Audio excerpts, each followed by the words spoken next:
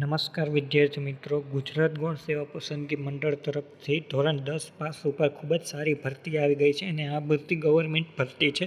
તો આ ભરતી માટે ફોર્મ ભરવાના શરૂ થઈ ગયા છે અને ફોર્મ ભરવાની તારીખ 16/4/2024થી 30/4/2024 સુધીની છે અને આ ફોર્મ તમે ojas.gujarat.government.in પરથી ભરી શકશો. અને તમારે બીજી કોઈ માહિતી જોઈતી હોય તો આ વેબસાઇટ ઉપરથી પણ તમને બીજી માહિતી મળી જશે. તો આપણે વિદ્યાર્થી મિત્રો જોઈએ કે કઈ વેકન્સી માટે કેટલી વેકન્સી છે અને શું શું છે. તો આપણે જોઈએ કે વિદ્યાર્થી મિત્રો આમાં 228 નંબરની જે જાહેરાત ક્રમાંક અહીંયા તમને દર્શાવે છે સ્ક્રીન ઉપર, તે જાહેરાત નંબર આસિસ્ટન્ટ બાઇડર માટેની છે અને તે ટોટલ 66 વેકન્સી આપેલી છે અને આમાં આપને આપેલું છે કે ગાંધીનગર પ્રેસ ઉપર 16 વેકન્સી છે, વડોદરાની પ્રેસ ઉપર 15 વેકન્સી છે, રાજકોટની પ્રેસ ઉપર 17 વેકન્સી છે, ભાવનગરની પ્રેસ ઉપર 7 અને અમદાવાદની પ્રેસ ઉપર ટોટલ 11 વેકન્સી છે. આમ મળીને કુલ આની 66 વેકન્સી થાય છે.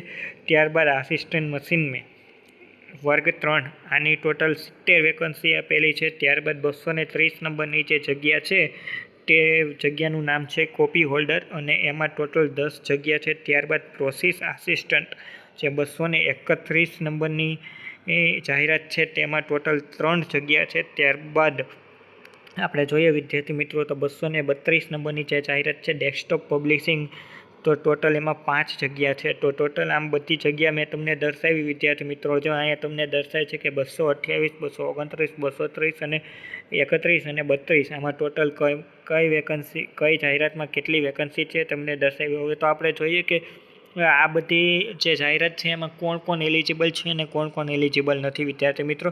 તો આપણે નીચે જઈએ તો હું તમને જાહેરાતમાં હું વિદ્યાર્થી મિત્રો તમને દર્શાવું કે આમાં કોણ એલિજિબલ છે. અને આવી એક વિદ્યાર્થી મિત્રો કે આ બધી વેકન્સી માટે 5 વર્ષ ફિક્સ છે અને પ્રથમ 5 વર્ષ માટે તમને વિદ્યાર્થી મિત્રો 26,000 પગાર મળશે અને ત્યારબાદ જે પ્રમાણે તમારો બેઝિક હશે ત્યારબાદ તેના ઉપર પગાર મળશે. હવે આપણે જોઈએ કે આસિસ્ટન્ટ બાઇડર જે 228 નંબરની જાહેરાત છે તેમાં શું એમાં વય મર્યાદા છે અને શૈક્ષણિક લાયકાત છે. તો વિદ્યાર્થી મિત્રો તેમાં 18 થી 33 વર્ષની તમારી ઉંમર હોવી જોઈએ. તેમાં તમે 10 પાસ હશે તો બી ચાલશે અને 12 પાસ હશે તો બી ચાલશે. તેમજ જે સરકાર તરફથી જે ITI હોય, ITIમાંથી તમે પુસ્તક બાઇન્ડર એટલે કે બુક બાઇન્ડરનો કોર્સ કરેલો હોવો જોઈએ તો જ વિદ્યાર્થી મિત્રો તમે આ ફોર્મ ભરવા માટે એલિજિબલ છો, અથવા તો તમે ફોર્મ ભરવા માટે એલિજિબલ નથી. હવે બીજી વેકન્સી છે આસિસ્ટન્ટ મશીનમેન 229 નંબરની જે જાહેરાત છે એમાં પણ ઉંમર છે તમારી 18 થી 38 વર્ષ સુધી તમારી ઉંમર હોવી જોઈએ. તેમજ વિદ્યાર્થી મિત્રો તેમાં તમે 10 પાસ કરેલું હોવું જોઈએ અને સરકારની ITI છે તેમાંથી તમે ઓફસેટ મશીન માઇન્ડર અથવા તો ઓફસેટ પ્રિન્ટરના કોર્સ કરેલો હોવો જોઈએ. અને આ કોર્સમાં વિદ્યાર્થી મિત્રો તમારે આમાં દર્શાવેલું છે કે આમાં દર્શાવેલા પ્રમાણે તમે આ કોર્સ કરેલો હોવો તો જ તમે વિદ્યાર્થી મિત્રો એલિજિબલ છો અથવા તો તમે એલિજિબલ નથી. તેમજ તમે અલગ જે જુદી કોઈ પણ પ્રિન્ટિંગ મશીન હોય તો એમાં તમે પ્રિન્ટિંગ મશીન ચલાવવાનો અથવા તો મશીનને ઓઇલિંગ કરેલો ઓછામાં ઓછો 2 વર્ષનો અનુભવ હોય પ્લસ તમે ITI કરેલું હોવું જોઈએ તો જ તમે આમાં એલિજિબલ છો આ ફોર્મ ભરવા માટે, અથવા તો તમે એલિજિબલ નથી.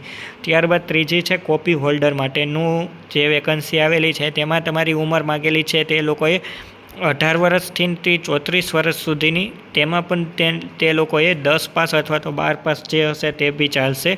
ત્યારબાદ તેમાં એણે શું માગેલું છે કે ત્યારબાદ તેને જે પ્રિન્ટિંગ પ્રેસ હોય એમાં અંગ્રેજી, ગુજરાતી અથવા તો હિન્દીમાં જે તમે હસ્તપ્રતો હોય, મીન્સ કે તમે વાંચવાનો, લખવાનો અથવા તો એમાં ટાઈપ કરવાનો તમને 1 વર્ષનો અનુભવ હોય તો જ તમે આમાં એલિજિબલ છો અથવા તો તમે આમાં એલિજિબલ નથી. એટલે કે આ 10 પાસ પ્લસ તમે કોઈ પણ પ્રિન્ટિંગ પ્રેસમાં તમારે અનુભવ હોય તો જ આની માટે તમે એલિજિબલ છો. આ ફોર્મ માટે કોપી હોલ્ડર માટે અથવા તો તેની માટે તમે એલિજિબલ નથી.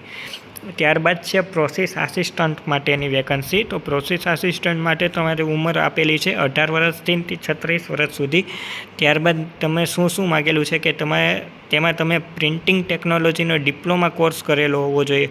જો આ કોર્સ કરેલો હોય તો તમે એલિજિબલ છો, અથવા તો તેના અથવામાં શું આપેલું છે વિદ્યાર્થી મિત્રો કે તમારે 10 પાસ અથવા તો 12 પાસ હોવું જોઈએ અને 10 પાસ અથવા તો 12 આમાં તમારે 10 પાસ પ્લસ 12 પાસ જે વિજ્ઞાન પ્રવાહ એટલે કે સાયન્સ પ્રવાહમાં માગેલું છે પ્લસ પ્લેટ મેકરનો કોર્સ હોવો જોઈએ. જે ITI અપ્રૂવ કરે છે પ્લેટ મેકરનો તે કોર્સ હોય છે તો જ તમે અપ્રૂવ હશો અને પ્લસ તમારે 2 વર્ષનો પ્રિન્ટિંગ પ્રેસમાં અનુભવ હોવો જોઈએ તો જ તમે આ ફોર્મ ભરવા માટે તમે વિદ્યાર્થી મિત્રો એલિજિબલ છો. ત્યારબાદ ડેસ્કટોપ ઓપરેટિંગ માટેની પોસ્ટ છે અને આનું બી હું તમને આ કોર્સ માટે કોણ કોણ એલિજિબલ છે કોણ કોણ એલિજિબલ નથી આની હું તમને લિંક દઈ દઈશ વિદ્યાર્થી મિત્રો. જે લિંક છે તમને વિદ્યાર્થી મિત્રો નીચે દર્શાવેલી છે તો આ એની ઉપરથી તમે આખું ફોર્મ ડાઉનલોડ કરી શકશો, આખી જાહેરાત ડાઉનલોડ કરી શકશો. હવે આ ફોર્મમાં વય મર્યાદા ને એ બધું તો જે આપણે નોર્મલ ભરતી હોય છે એમાં એ જ પ્રમાણનું છે અને આમાં એક આપણે એક એ જોવાનું છે કે આનું જે ફોર્મ ભરવાની ફી છે કેટલી છે. તો ફોર્મ ભરવાની ફી હું તમને હમણાં દર્શાવું છું. જે ફોર્મ ભરવાની ફી છે વિદ્યાર્થી મિત્રો એ જે જનરલ કેટેગરીના વિદ્યાર્થી મિત્રો છે તેની માટે 500 રૂપિયા છે અને જે જનરલ કેટેગરીના સિવાયના બધા વિદ્યાર્થીઓ છે પ્લસ જે બહેનો છે તેની માટે 400 રૂપિયા ફી છે. હવે એ જોઈએ કે હવે આમાં પરીક્ષા પદ્ધતિ કઈ છે. પરીક્ષા પદ્ધતિ આમાં CBRT પ્રમાણે એટલે કે કમ્પ્યુટર બેઝડ પરીક્ષા હશે અને ટોટલ તમારે પાર્ટ A અને પાર્ટ B 2 પાર્ટમાં એક્ઝામ હશે. જે પાર્ટ Aમાં તમારે પ્રથમ પાર્ટમાં તાર્કિક કસોટીઓ પ્લસ ગાણિતિક કસોટીઓ એમ બંને થઈને 60 પ્રશ્નો એટલે કે 60 માર્ક હશે અને પાર્ટ Bમાં તમારે ટોટલ 150 પ્રશ્નો હશે.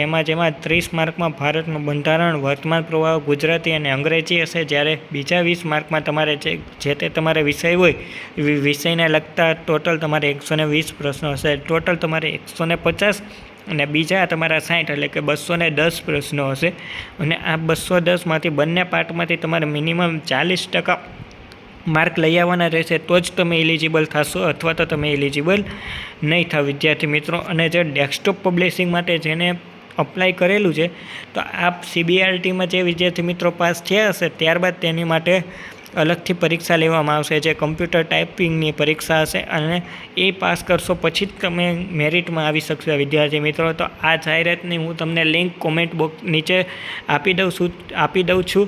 તેમજ વિદ્યાર્થી મિત્રો તમે ચેનલને લાઇક કરજો અને સબસ્ક્રાઈબ કરજો.